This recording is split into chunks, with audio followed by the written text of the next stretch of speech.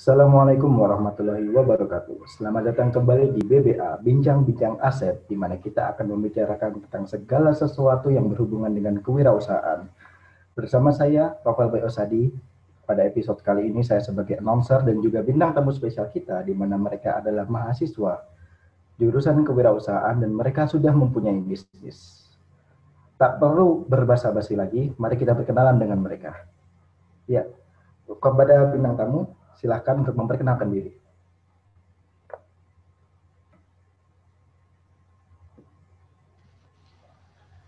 Halo semuanya, perkenalkan, nama saya Muhammad Salas Ramadan, NIM 1909627 dari kelas 2B Kewirausahaan. Di sini saya founder Aromara. Aromara, iya. Silakan selanjutnya.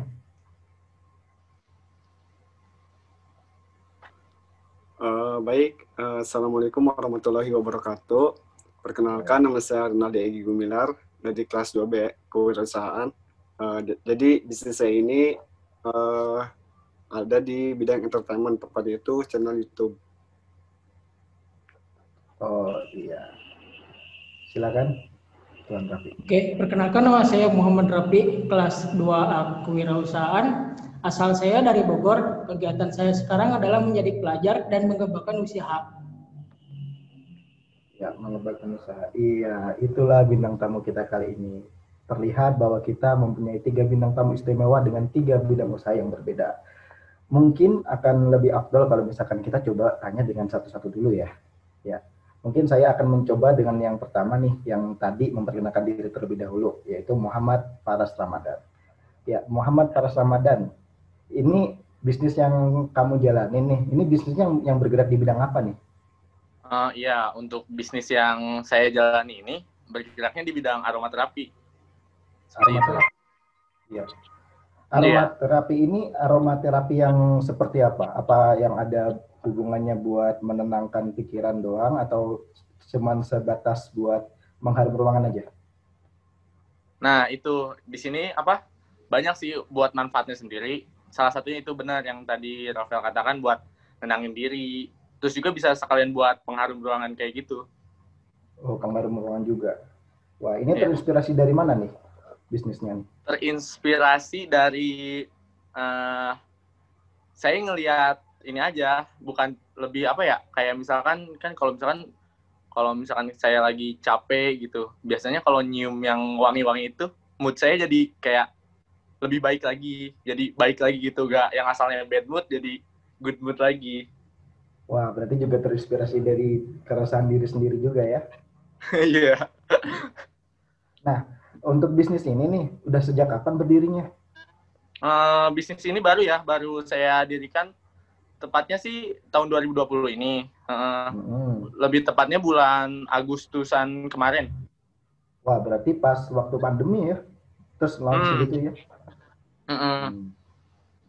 Terus nih, kan untuk bisnis aromaterapi kan juga bukan cuma 1 atau 2, kan juga ada banyak tuh. Nah, apa sih yang bikin produk kamu tuh lebih daripada produk-produk bisnis yang lain? Kalau dari produk Aromara ini sendiri ya, yang pertama itu harganya ini affordable, tapi kualitasnya premium karena kita di sini tuh gunain bahannya soy wax. Soy wax itu bahan dasar lilin. Nah selanjutnya lilin kita juga eco-friendly, dalam artian tuh kan kita ngegunain bahan soy wax ya. Jadi kalau kena tangan itu gak bakal ada efek sampingnya. Apalagi kalau dipegang juga gak terlalu panas. Itu sih yang bedain produk kita sama yang lain. Oh, nah itu kan tadi bilang kami menggunakan bahan yang sebagainya. Nah, itu berarti produknya itu dibikin sendiri, diproduksi sendiri? Iya, diproduksi sendiri. Betul. Wah, berarti memang homemade khusus ya? Made in bahasa sendiri. Homemade, ya. Homemade. Ya.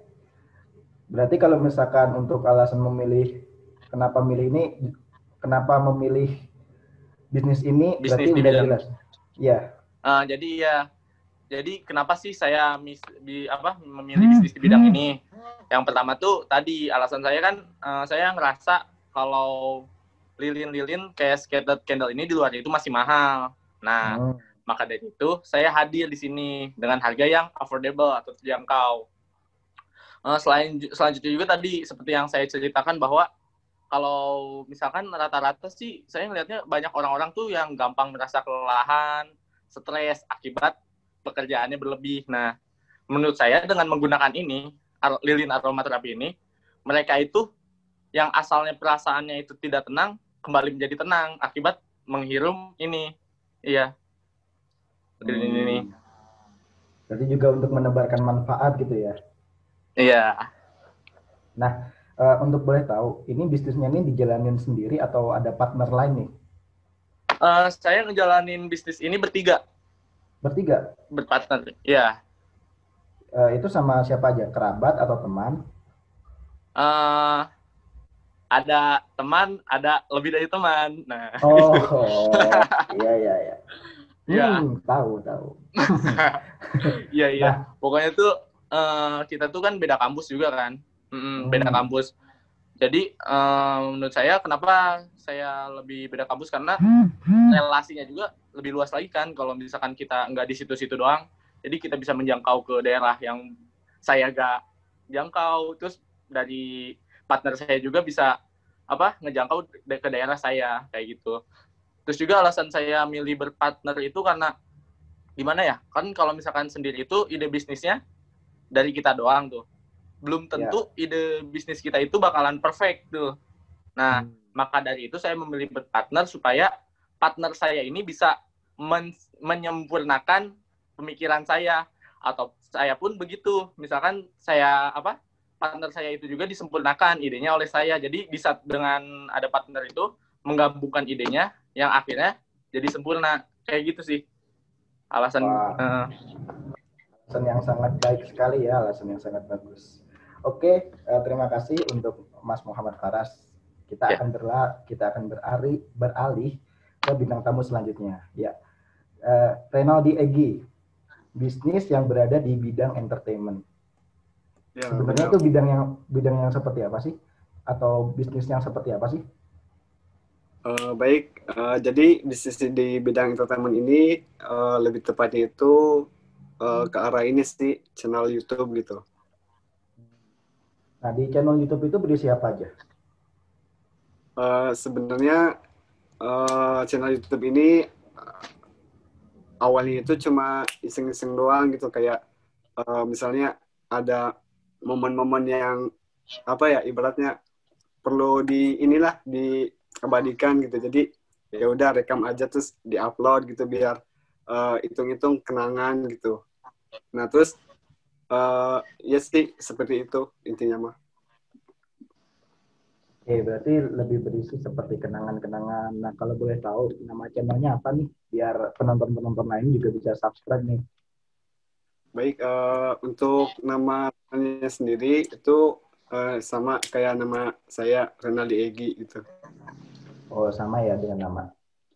Nah, channel YouTube-nya ini udah terbangun atau udah tercipta sejak kapan sih?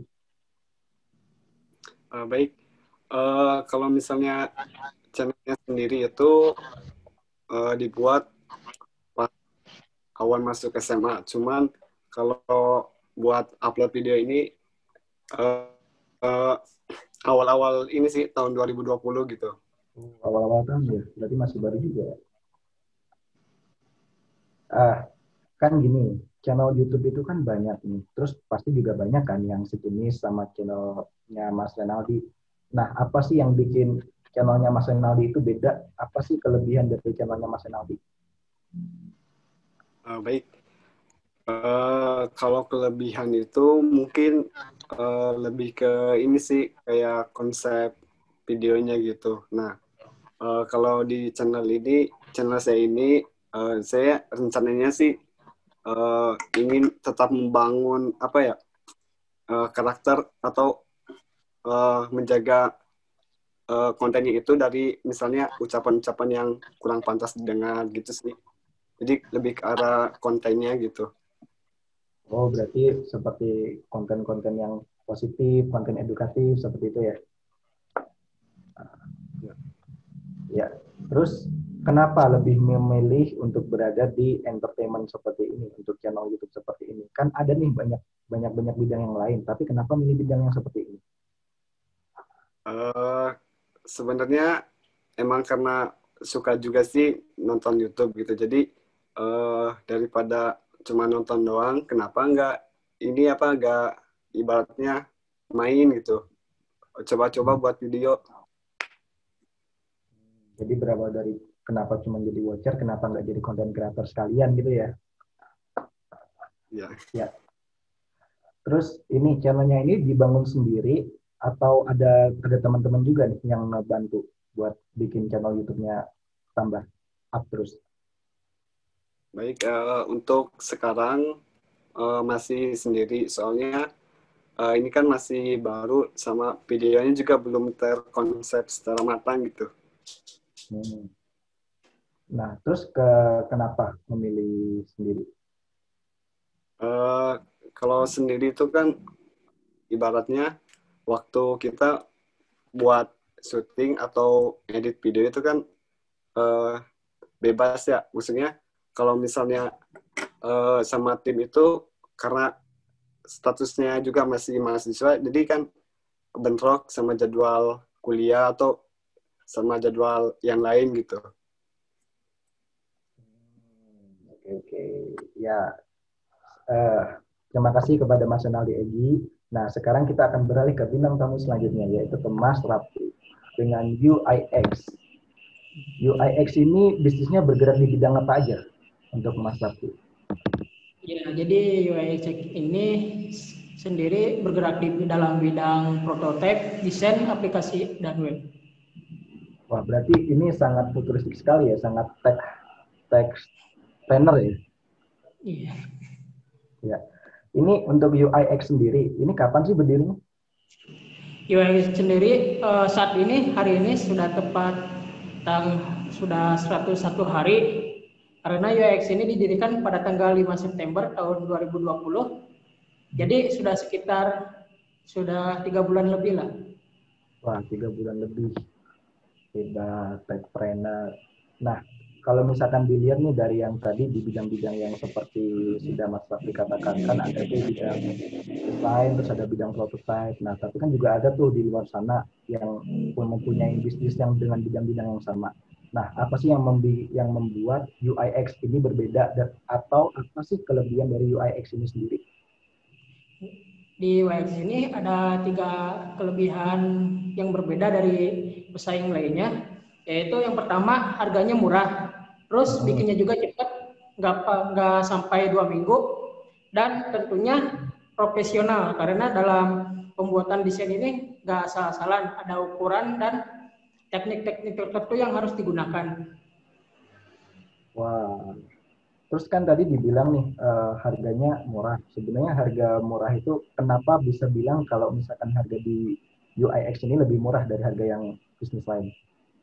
Ya, saya melihat perbandingan dari pesaing lain. Kalau pesaing lain harganya bisa dipatok jutaan, antara 1 sampai puluhan juta bisa. Tapi saya sendiri karena ini masih baru dan masih ingin berkembang gitu ya. Jadi harganya masih di bawah 1 juta. Oh, masih di bawah 1 juta. Wah, berarti Iya, ini bisa digunakan dari untuk tingkat kesulitannya. Oh, berarti ini juga bisa digunain ya buat teman-teman mahasiswa lain yang misalkan butuh prototipe akan sesuatu dan butuh desain dan web ya tadi ya. Iya. Nah, Mas Raffi, kenapa sih memilih di bidang ini? Ini kan kalau kata saya ya, ini kan suatu bidang bisnis yang rumit nih, yang banyak ABC-nya, variabel-variabelnya. Kenapa sih lebih milih yang ini? Kenapa nggak milih yang mudah-mudah aja? Ya, kenapa saya pilih bidang ini? Karena saya suka desain aplikasi yang sangat user friendly ya, yang baru-baru ini ada. Kalau kita lihat ke zaman tahun 2010, lihat gitu desain web sama aplikasi itu kan kaku. Nah, penempatan tombolnya juga acak-acakan. Terus halaman awalnya pasti itu berita. Nah, jadinya gak betah gitu. Kita kalau lama-lama mantengin web itu. Namun pada tahun 2010 ya, pada tahun 2010 udah masuk nih e-commerce yang merah sama yang hijau. Nah, Oh iya. webnya itu kan rapi ya. Nah, user friendly juga. Nah, waktu itu saya itu suka lihat webnya gitu. Mantengin berjam-jam juga, nggak bakalan bosen. Nah, jadinya saya waktu itu pengen masuk ke bidang desain dan prototype. Tiba-tiba berawal dari keresahan diri sendiri, terus kemudian dari kesukaannya juga, akhirnya bisa tercipta bisnis ini ya, hebat-hebat. Nah, Mas Afi, UIX ini dilakukan secara berpartner atau untuk sekarang masih Mas Afi sendiri?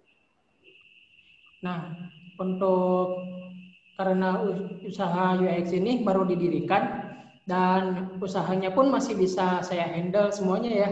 Jadi saya rasa belum tertarik untuk berpartner. Oh, jadi memang karena masih bisa sendiri ya, akhirnya untuk Iya, memulai sendiri dulu. karena usahanya pun masih skala kecil lah. Oh, oke oke. Baiklah, sekarang pertanyaan untuk semuanya nih. Pertanyaannya sama, tapi mungkin nanti saya akan tanya satu-satu. Ini kan di masa-masa pandemi seperti ini ya, dan kalau misalkan saya lihat sebenarnya semuanya itu juga berawalnya juga pas lagi pandemi-pandemi ini bisnisnya, kecuali mungkin Mas Renaldi Egy ya yang udah mulai dari awal tahun. Nah, apa sih yang dirasain kalau misalkan pas masa pandemi seperti ini di bisnisnya masing-masing? Mungkin bisa saya mulai dari Mas Faras dulu ya. Oh iya, tadi maaf sebelumnya, uh, yang dimaksudkan Agustus itu saya tuh mulai PO batch yang kedua, hitung-hitung promosi. Agustus itu sekarang saya lagi ngebuka yang kedua nih. Ya kalau berdirinya sih dari awal tahun 2020 kemarin. Oh, dari Oh iya, awal. iya. Nih. Terus perubahan apa ya yang saya rasakan lagi pandemi itu? Menurut saya sih ya, karena ini emang baru awal-awal tahun 2020 didirikannya, yang saya rasakan sih kayak konsumennya itu lebih konsumtif, karena rata-rata kan target kita itu konsumen yang buat apa ya, kayak buat ngerelaksasi di rumah gitu. Kebetulan kan saat pandemi ini lagi banyak tuh masyarakat yang di rumah. Nah, penjualannya sih meningkat kalau dari yang saya rasakan, karena banyak yang diem di rumah. Kan orang-orang kebanyakan sekarang tuh diem di rumah, bosen ngapain ya, nggak tahu mau ngapain. Nah, makanya dari itu ini hadir buat nemenin para masyarakat yang gabut, apalagi jomblo tuh, boleh lah ini. Iya, bagus. Berarti bisa dibilang ini termasuk bisnis yang mendapatkan berkah dari corona ya.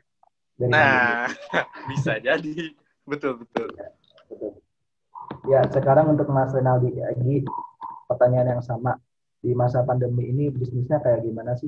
Channel YouTube-nya kejadian apa aja? Perubahan saat pandemi ini pasti ada ya.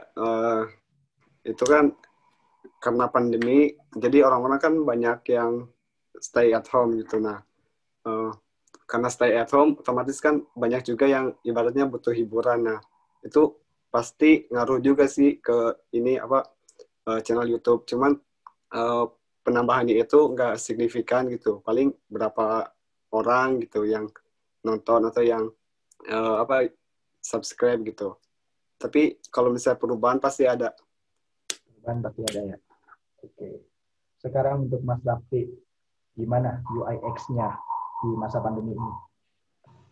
Untuk bisnis saya sendiri, UIX, saat ini belum ada perubahan yang terasa.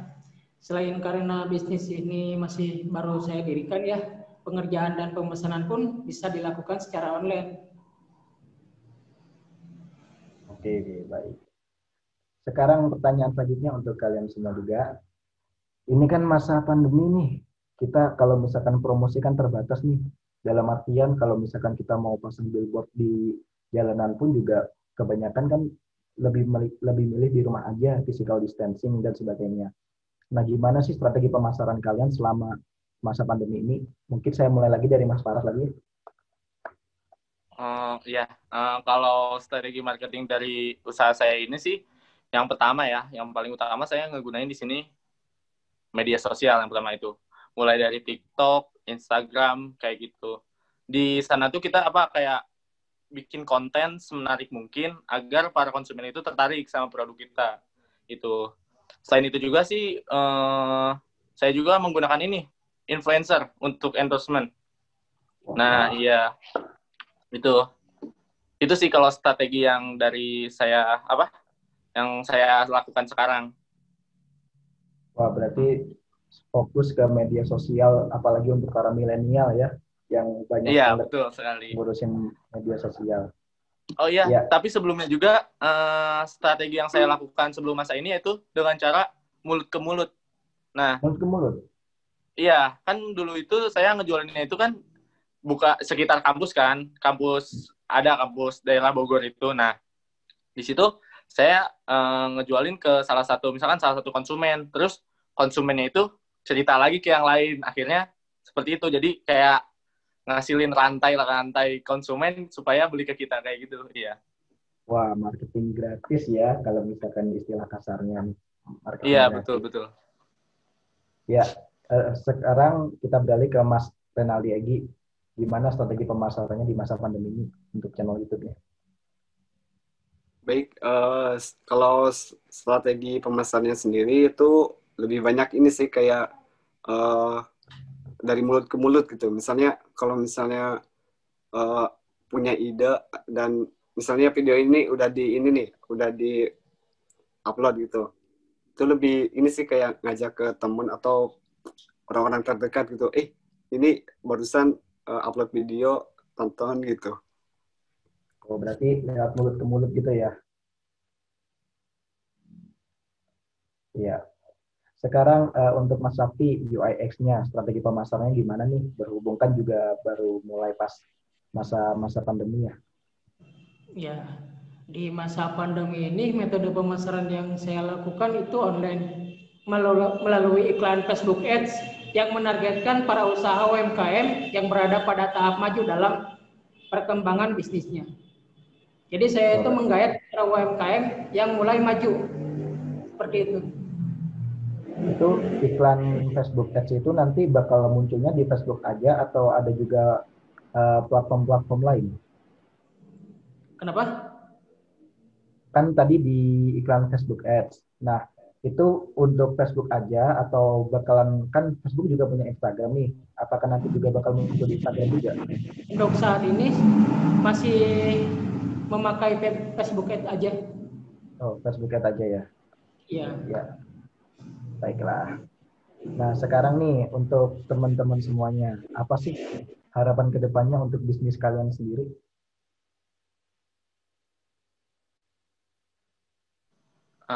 Kalau dari saya ya, untuk Ya. produk Aromara ini ya, yang pertama sih menjadi one top solution brand Scented Candle atau lilin aromaterapi, yang dimana kalau misalkan orang nanya, saya ingin beli lilin aromaterapi di mana ya? Orang lain itu bakal berpikir pasti jawabannya Aromara. Nah, kayak gitu. Terus juga harapan saya sih membuat harganya ini lebih affordable lagi, lebih terjangkau lagi, supaya bisa menjangkau lebih banyak lagi masyarakat lain. Kayak gitu. Wah, harapan yang juga memikirkan konsumen juga nih. Memikirkan affordable dari harganya produk sendiri. Ya. Untuk Mas Renaldi Igi, apa harapan kedepannya untuk channel YouTube-nya? Baik, harapannya itu mungkin lebih ke ini sih kayak kita tuh maksudnya bisnis ini tuh pengen dikenal juga selain menghibur orang lain juga bisa memberikan edukasi gitu. Entah itu misalnya tentang motivasi atau hal-hal yang sifat itu memberikan wawasan itu. Wah ya, baik. Nah sekarang untuk Mas Muhammad Rafi, apa sih harapan kedepannya untuk UIX-nya? Nah, saya berharap di masa mendatang UIX ini bisa menjadi lebih besar dan bisa lebih banyak menggayat UMKM yang mulai maju. Amin. Semoga harapan baik akan menjadi kenyataan dan membawa kebaikan pula ya. Nah, yang terakhir nih, tips-tips untuk teman-teman semua nih dari kalian apa nih? Ya mulai dari Mas Faras dulu ya. Tips buat teman-teman sekalian sih ya. Jika kita ingin memulai bisnis, apalagi bisnis itu udah bisa direalisasikan sama kita, jangan menunda. Kalau bisa sekarang, kenapa harus ditunda? Karena menurut saya, untuk memulai bisnis ini, biaya yang termahal itu waktu. Itu menurut saya. Selanjutnya juga, jangan punya sifat gak enakan. Dalam artian gini, misalkan teman kita udah mulai tuh bisnis. Contohnya di bidang fashion terlebih dahulu. Terus, kita juga sebenarnya ingin memulai bisnis di bidang fashion itu, tapi kita gak enak karena teman kita udah mulai tuh. Nah, menurut saya jangan seperti itu. Kalau kita bisa melihat peluang, ada satu peluang di bisnis fashion itu, kenapa kita harus gak enak? Karena pembisnis itu ya seperti itu. Menurut saya segitu sih tips buat para mahasiswa yang ingin memulai bisnis. Wah, tips yang sangat baik sekali ya dari Mas Faras ini, membuka wawasan baru. Ya, untuk Mas Renaldi Egi, apa nih tips-tips untuk teman-teman semuanya? Tipsnya itu hampir sama sih seperti yang tadi Faras sampaikan. Jadi intinya kita tuh lebih mulai aja dulu gitu. Lebih baik mencoba daripada tidak sama sekali. Ya, baik, tips yang sangat baik sekali ya. Oke, Mas Raffi, apa nih tipsnya untuk teman-teman semua nih? Ya, untuk tips teman-teman semua, singkat saja dari saya. Maju ketika ada kesempatan, siap ketika ada rintangan. Nah, itu kuncinya. Wah, tips yang sangat bagus sekali ya rangkaian kata-katanya dan diksinya. Oke, baiklah teman-teman semua, itulah BBA atau Bincang-Bincang Aset pada episode kali ini. Kita lihat dan kita mendengar bahwa, wah, banyak sekali wawasan-wawasan yang sudah diberikan kepada bintang tamu spesial kali ini. Nah, sebagai penutupan, saya mau mengucapkan terima kasih yang sebanyak-banyaknya kepada para bintang tamu yang mau menyediakan waktu untuk membagikan apa yang sudah mereka lakukan, membagikan info-info menarik dan membagikan wawasan-wawasan yang lain. Baiklah, saya Rafael Bayhosadi. Bila ada kurang lebihnya saya mohon maaf. Wassalamualaikum warahmatullahi wabarakatuh.